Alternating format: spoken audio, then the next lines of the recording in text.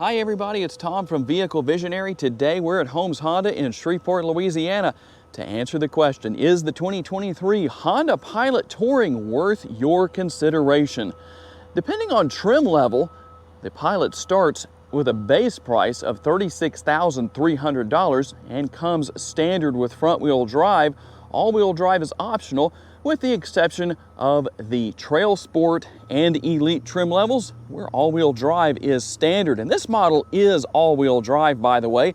This Touring that we're taking a look at, you will find ample space within the front and second row seating areas. We'll put those third row seats up in just a bit and show you what the options are for leg space, head space, all that stuff. We're going to see how much room there really is, and there is a lot of room in a number of configurations as far as cargo capacity goes. And if you're interested in this particular model, check out the link down in the description of the video to Holmes Honda. And if you happen to want to buy this model, tell whoever you talk to on the sales staff that Tom from Vehicle Visionary told you about this vehicle. I know a question many of you may have is, how much bigger is this new Pilot? A little bit bigger. We're looking at 2.8 inches of increase in wheelbase. You measure wheelbase from the center of one tire to the center of the other, or I should say wheel more than tire. 3.4 inches will be the overall increase in length from bumper to bumper. And from the front end, we're going to have 1.1 to 1.2 inches of increase, and on the rear we're going to have 1.4 to 1.5 inches of increase. That pretty much tells you what you have. It looks a little bit lower to the ground just because of the increased width and the size of the front grille being as large as it is. A very nice look. We're going to have those front air curtains that I think you can probably see from this particular angle, the daylight coming through there. So that's going to help to increase gas mileage because you decrease drag and increase aerodynamics. And you can see the new design on the headlights, a little bit more elongated, a little more narrow than they were in the past. LED daytime running lights. We're also going to have LED fog lights down on the lower portion of the bumper. A nice look with those turn signal indicators right there. Everything looks very nice as far as the overall lines of the vehicle. More of a squared off look than what we've had in the past, but not to the point that it looks like a brick. It still has some nice character lines, some rounded off edges, so it looks good, it looks sleek. And the body colored mirror caps, this is platinum white. You saw the black interior just a little bit ago when we took a look inside. Turn signal indicators are built into the heated power adjustable side view mirrors with the turn signal indicators built in, and we're also going to have our remote right here. Everything that you expect to see, and I know a lot of you, it's your favorite feature, at least for the remote, and that is remote start. It is available right there. Nice large windows, a very easy vehicle to see. And here on the Touring trim level, I know it starts with a T, but it's not Trail Sport, it's Touring. You have the roof rails up there. Plenty of space inside and on the top up there to store plenty of things for trips, for whatever the case is, whatever you're doing. You'll see the exhaust finishers here on the rear of the bumper that finish things off nicely in that area. Also, the Pilot logo right there and the nice large rear roof spoiler. Not too large, but it does get the job done. And as you can see, because we have the sticker right here that you don't have to leave on, but you do have the hands-free function right here if you wish to take advantage of that. And let's just say the rear door opens and you say to yourself, you know what, that's not going to work. It's too high for where I park my vehicle, or maybe it's just whatever. It might be your own personal preference. And you can see right here, it says hold to set height. So what you're going to do is hold this button until you hear the beeps. Now, what's going to happen is when I reopen this rear door, you're going to see that it opens up to the height where I just set it. A pretty simplistic system to use and easy to figure out, but just in case you were wondering, this will keep you from hunting around in the interior or in the infotainment screen to change the height of the rear door. Here under the hood is the 3.5 liter V6. Now this is not the same motor that was in the previous generation. This is the dual overhead cam version. It makes 5 more horsepower, and that might sound insignificant. So we're going from 280 to 285 horsepower. The torque numbers remain the same at 262 pounds-feet. But here's the difference, and you'll notice this, hopefully you'll be able to notice this when we get out on the test drive. This motor is more responsive. It isn't as labored, I would say, as far as getting down the road and getting up to speed. It is mated to a specifically tuned for the Pilot 10-speed automatic transmission that replaces the 9-speed automatic transmission. And how about those all-important MPGs? 19 city, 25 highway, 21 combined, and 4.8 gallons of gas is what Honda says you should use per every 100 miles you drive. When you use your capless fuel fill to fill the tank up, it is a 19.5 gallon fuel tank that you will be filling. And let's talk a little bit about tire and wheel size. Plenty of meat on the ground with all-wheel drive. 255 on the width. The sidewall size is going to be a 50 series wrapped around 20-inch wheels, and you'll find larger brake rotors. And with the all-wheel drive system, 70% of the power can be sent to the rear tires. If you're interested in doing any towing with your 23 Pilot Touring, it can tow up to 5,000 pounds. Doesn't have to be the Touring for that to be the case. And we're looking at 18.6 up to 86.5 up to 87 cubic feet of cargo capacity. Obviously, you can lower the seats, and we're only going to lower one side, but just to show you what's here and how easy this is to do. There's how that works. And there's also space underneath the floor. And as you can see, you can also have the partitions added to help, well, partition things off, section things off down here if you want to. And if you're wondering about a spare tire, it's located right there underneath the vehicle. Yes, there is a spare tire, no tire repair kit. That's always good news. If you are needing to use this rear section that would be behind the rear seats, I know I've put them back down flat, laid them down flat, but if you were going to use this area and you had a plant or something like that back here that was going to have sand or dirt or rocks or whatever in it, and you were saying to yourself, I really don't want to have to deal with cleaning the carpet. Well, here's the deal, and let's see how one-handed talented I am. Can I actually do this one-handed? I don't know. We're about to find out. What do you know? I can. You have the floor that is two-sided. You have that plastic side to help out in such a situation. And that's not all. We have the 12-volt power outlet right here. And technically, you could use those USB ports that are for the third row passengers back here in different situations, kind of making this, well, kind of the ultimate tailgating 3-row SUV. One thing I wanted to show is this button right here. So what I'm going to do, I'm going to push that button, and I'm just going to stand here for a second. There could be a lot of advantages to that. That's called the walk-away feature. So as you notice, I pushed the button and nothing has happened. So let's say I had both hands and I needed to grab a bunch of bags, grocery bags. You know, we like to make one trip into the house when we get home from the grocery store. And you just wanted it to be easier for the rear door to close. So notice I pushed that. I haven't touched anything else. Now what's going to happen is that I walked away and now the door is going to close. That is the walk-away feature. And the reason why that's different from maybe hitting the button that's actually on the tailgate itself or rear door itself is that when you hit that, it doesn't wait for you to move like the walk-away feature does. As we take a look in through the passenger side door into the back seat area, you'll find the soft touch materials here with the black interior, the nice comfortable armrest. Going to have the white contrast stitching and the upper and the lower door bins. Quite a bit of space here for cups and other items. Rear seat passengers can put the privacy shades in place on both doors if they so desire to do so. And I talked about the configurability that you have here with the rear seating area, not only in the middle row seats, but obviously in that back area, the third row as far as cargo capacity goes. Now you can move these middle row seats up to make more leg space for rear seat passengers. And one thing I've always liked here with these Hondas is you push the button right here, all you have to do is push that and the seat gets up and out of the way, and we'll hop into the back seat and we'll take a look at how much leg space we actually have back here.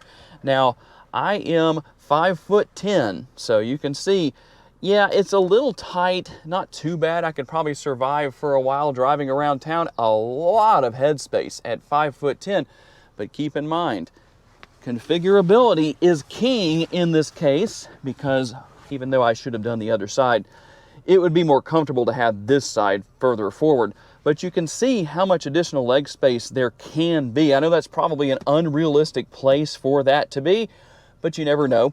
And as you already saw, you have the USB connectivity back here, air conditioning vents, and a couple of cup holders. And one more thing, just like with the Honda Odyssey, depending on trim level, this middle row seat can be removed. Now, it's just the middle seat in the middle row. I might want to make sure I make that clear. And if you're wondering, how do you remove the middle row seat? Well, the first thing you need to do is pull on this release.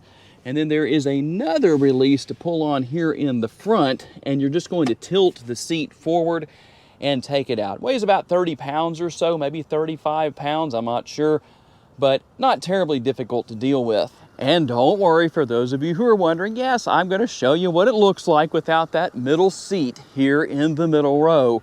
Just in case you wonder, there could be a lot of advantages to that in a multitude of ways in different situations. And something else, yep, you have a panoramic sunroof. So that is a nice feature, obviously, to be taken advantage of. Nice large seat, rear seat pockets here, a lot of space, and so to speak, the control center right here for the rear air conditioning vents. Also a couple of USB connectivity options down there as well. And just in case you were wondering, what does it look like from this point of view? There you go, as far as the view from the panoramic sunroof. And as we look in through the passenger side front door, you're going to see a similar look and design to what we saw with the rear doors, the upper and the lower door bins, but you'll find a little bit of trim here with the gloss black that works its way into the interior with the air conditioning vents right here. Space for storing, well, whatever you can get to fit in there, cell phones and whatever the case is. Heated and power adjustable seats for the driver and the passengers. We need ventilated seats here in this time of the year, but it's not here. That's kind of unfortunate, but it is what it is. And you'll find plenty of space within the glove box. And then, like I said, there's your heated seats, 3 different settings. And the dual zone climate control, you really have 3-zone climate control because of the climate control settings back there in the rear that you can use. A couple of USB connectivity options and a 12-volt power outlet, as well as the wireless charging pad. That's always an advantage. And then your push button shifter. I know a lot of people have varying opinions on that. Some like it, some don't. We have our mode selector here. You have hill start assist, and you can turn off the auto stop start feature, or what Honda calls idle stop. Power parking brake and brake hold mode, that could be very helpful if you're in heavy traffic that's moving slowly and you're sitting for a long time. You don't have to put the transmission into park. You activate brake hold mode, and when you come to a complete stop, the brakes will stay engaged until you touch the gas pedal again. There's the cup holders and a nice large center console. It could stand to be a little bit higher maybe, at least for me, but not terribly bad. The placement isn't that bad. I don't want to make it sound like it is, but here is how much space you have within. Quite a bit. And one more thing that I wanted to show here, I'm going to push that button right there. This is a opening sunroof, and I'm going to bring the shade forward. That sunroof will slide or tilt open, and just so you can see, this is not like a Tesla where you're constantly going to have the sun beating down on you when it's shining. And as far as the driver's side door goes, we're going to have all the features and functionality you likely expect to see here for the power side view mirrors, windows, all that good stuff. If I was going to sound the gong on one thing here, I think at this price point, honestly, should you not only have seat memory for the driver's side, you should also have that for the passenger side over there. Just my personal opinion. You do have the tilt and telescopically adjustable steering wheel, and as you can see, the updated instrument cluster. That looks very nice. You can go through a lot of information here depending on what you want to know about what is going on with the vehicle, different things like that. Steering wheel mounted controls, you do have the shifter paddles to work your way back and forth through the 10-speed automatic transmission. And speaking of doing that, let's look at the driving modes. We do have quite a few here. So there's Econ. We're going to go to Snow. We have Trail, sand, tow, and we're going to go all the way back up here to the top, normal and sport. So quite a few different driving modes. Push button start for the engine, start and stop for the engine. But to me, the highlight is the newly updated center screen. This is a 9-inch screen, and its angle actually reduces glare compared to what we saw in the past. You do have built-in navigation right here, but you can pair your phone, so you can use wireless Apple CarPlay and Android Auto. That is a good thing. I do have my phone paired, and yes, it is wireless. You don't need a USB cable to pair your phone. A very nice layout, very modern looking, very easy to learn and use. That's good. You don't need a big complicated system. That really doesn't help. And that doesn't mean that it's more high-end or anything like that either. So I like that. And the nice graphics here with the information, the different settings for vehicle settings. Depending on what you need to find, well, just look for the graphic. It makes it even easier. You can even change things on the power tailgate setup. If for some reason you are having trouble with it working properly with hands-free access, for example, make sure that's turned on, because you can turn that off. It could be turned off from the dealership. Different things could happen with that. And let's go into reverse. Now, we don't have the different camera views that you would have on the Trail Sport, for example.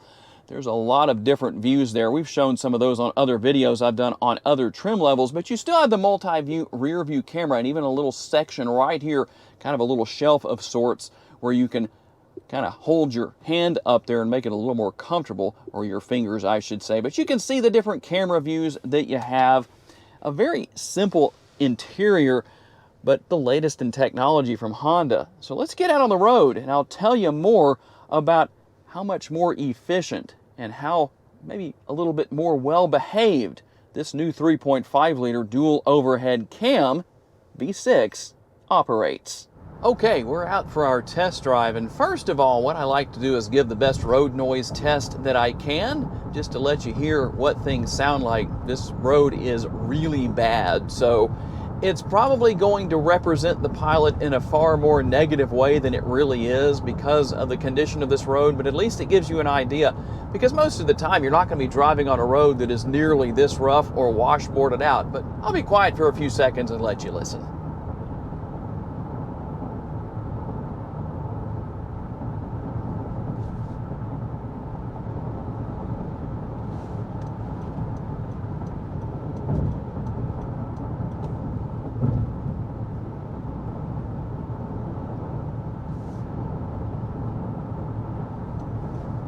Okay, give you a few seconds in each lane because I've had some people ask for that, so might as well cover that. So there is nobody behind me, so I'm going to slow down a little bit and let you listen to this motor. I hope you can hear it.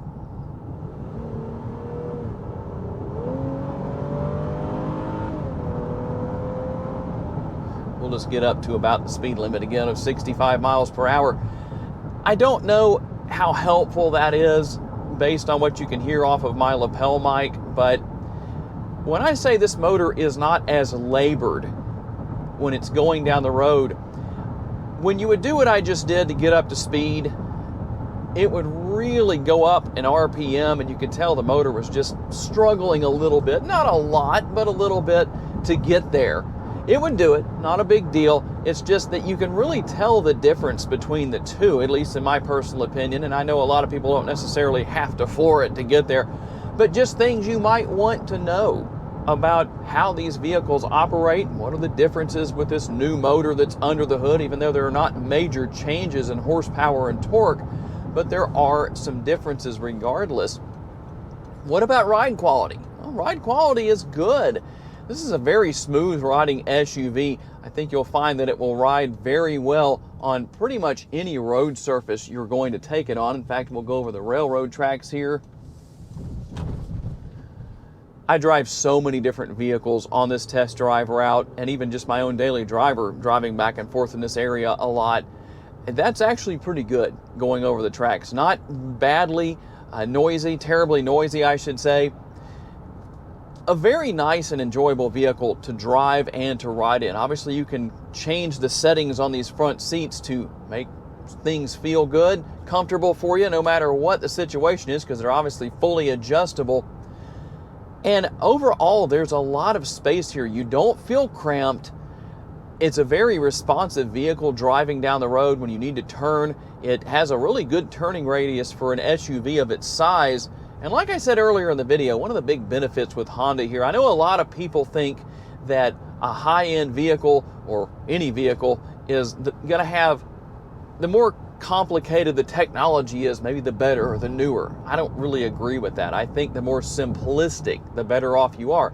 And this is the newest technology from Honda, and yet it's still just as simple to learn and use as the previous generation of the Pilot. So overall, I'm really impressed with what I'm experiencing here. And something else that I noticed is it seems that the driving aids are not quite as aggressive as they were with the previous generation. I think that's a benefit for a lot of people. So now it's your turn to talk, or to type, or to let Siri talk for you, or whatever the case is, and how you leave a comment on one of my videos.